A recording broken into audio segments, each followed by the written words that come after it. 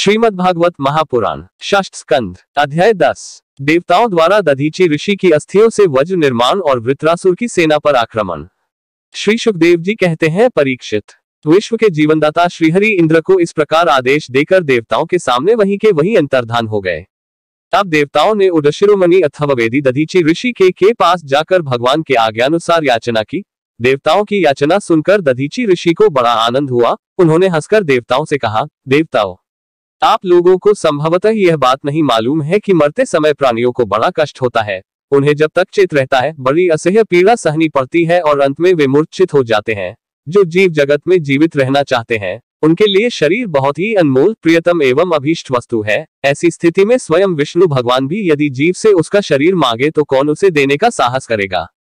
देवताओं ने कहा, ब्राह्मण, आप जैसे उदार और प्राणियों पर दया करने वाले महापुरुष, जिनके कर्मों की बड़े बड़े यशस्वी महानुभाव भी प्रशंसा करते हैं, प्राणियों की भलाई के लिए कौन सी वस्तु निछावर नहीं कर सकते। भगवान, इसमें संदेह नहीं कि मांगने वाले लोग स्वार्थी होते हैं, उसमें देने वालों की कठिनाई का विचार करने की बुद्धि नहीं होती। यदि उनमें इतनी समझ होती तो वे मांगते ही क्यों। इसी प्रकार दाता भी मांगने वाले की विपत्ति नहीं जानता, अन्यथा उसके मुंह से कदापि नहीं न निकलती। इसलिए आप हमारी विपत्ति समझकर हमारी याचना पूर्ण कीजिए।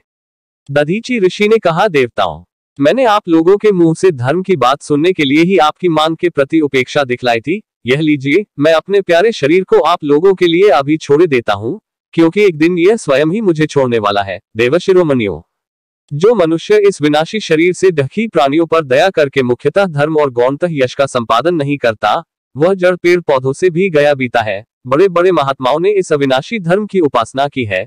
उसका स्वरूप बस इतना ही है कि मनुष्य किसी भी प्राणी के डैक में डैक का अनुभव करे और सुख में सुख का। जगत के धन, जन और शरीर आदि पदार्थ क्षणभंगुर हैं। ये अपने किसी काम नहीं आते, अंत में दूसरों के ही काम आएंगे। ओह, यह कैसी कृपणता है। कितने डैक की बात है कि यह मरणधर्मा मनुष्य इनके द्वारा दूसरों का उपकार नहीं कर लेता।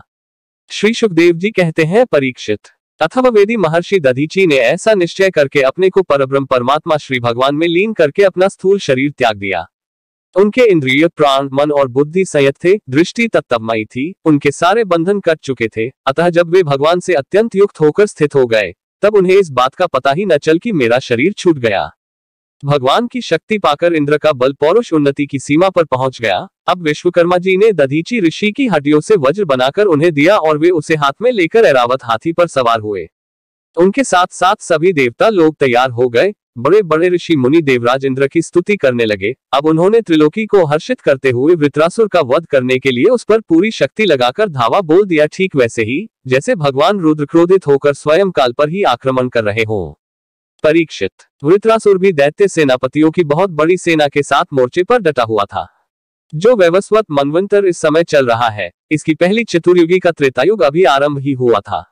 उसी समय नर्मदा तट पर देवताओं का दैत्यों के साथ यह भयंकर संग्राम हुआ। उस समय देवराज इंद्र हाथ में वज्र लेकर रुद्र, वसु, आदित्य, दोनों अश्विनी कुमार, पितृगण, अग्नि, मरुदगण, ऋभुगण, साध्यगण और विश्वेदेव आदि के साथ अपनी कांति से शोभायमान हो रहे थे।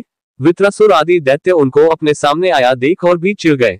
तब नमुचि, शंबर, अनर्वा, द्विमूर्धा, ऋषभ, अंबर, हयग्रीव, शंकुशिरा, विप्रचित्ति, अयोमुख, पुलुमा, वृषपवा, प्रहेति, हेति, उत्कल, सुमाली, माली आदि हजारों दैत्य दानव एवं यक्ष राक्षस स्वर्ण के साथ सामान से सुसज्जित होकर देवराज इंद्र की सेना को आगे बढ़ने से रोकने लगे।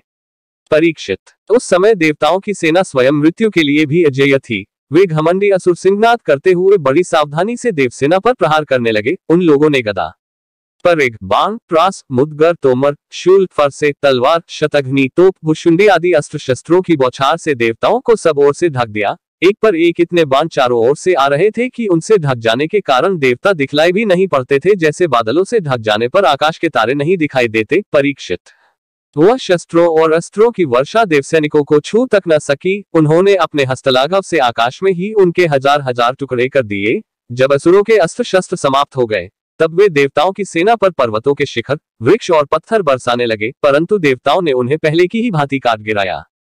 परीक्षित, जब वृत्रासुर के अनुयायी असुरों ने देखा कि उनके असंख्य अस्त्र शस्त्र भी देवसेना का कुछ न बिगाड़ सके, यहाँ तक कि वृक्षों, चट्टानों और पहाड़ों के बड़े बड़े शिखर से भी उनके शरीर पर खरोंच तक नहीं आई, सब के सब सकुशल हैं, तब तो वे बहुत डर गए। दैत्य लोग देवताओं को पराजित करने के लिए जो जो प्रयत्न करते, वे सब के सब निष्फल हो जाते, ठीक वैसे ही जैसे भगवान श्री कृष्ण के द्वारा सुरक्षित भक्तों पर क्षुद्र मनुष्यों के कठोर और अमंगलमय दुर्वचनों का कोई प्रभाव नहीं पड़ता।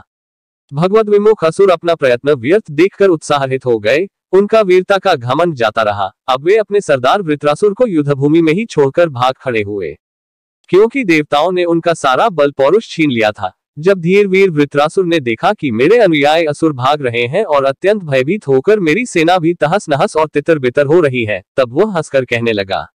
वीर शिरोमणि वृत्रासुर ने समयानुसार वीरोचित वाणी से विप्रचित्ति, निमुची, पुलोमा, मय, अनर्वा, शंबर आदि दैत्यों को संबोधित करके कहा, असुरों, भागो मत, मेरी एक बात सुन लो। इसमें संदेह नहीं कि जो पैदा हुआ है उसे एक ना एक दिन अवश्य मरना पड़ेगा। इस जगत में विधाता ने मृत्यु से बचने का कोई उपाय नहीं बताया है। ऐसी स्थिति में यदि मृत्यु के द्वारा स्वर्गादि लोक और सुयश भी मिल रहा हो तो ऐसा कौन बुद्धिमान है जो उस उत्तम मृत्यु को न अपनाएगा। संसार में दो प्रकार की मृत्यु परम दुर्लभ और श्रेष्ठ मानी गई है। एक तो योगी पुरुष का अपने प्राणों को वश में करके ब्रह्मचिंतन के द्वारा शरीर का परित्याग, और दूसरा युद्ध भूमि में सेना के आगे रहकर बिना पीठ दिखाए जूझ मरना। तुम लोग भला ऐसा शुभ अवसर क्यों खो रहे हो?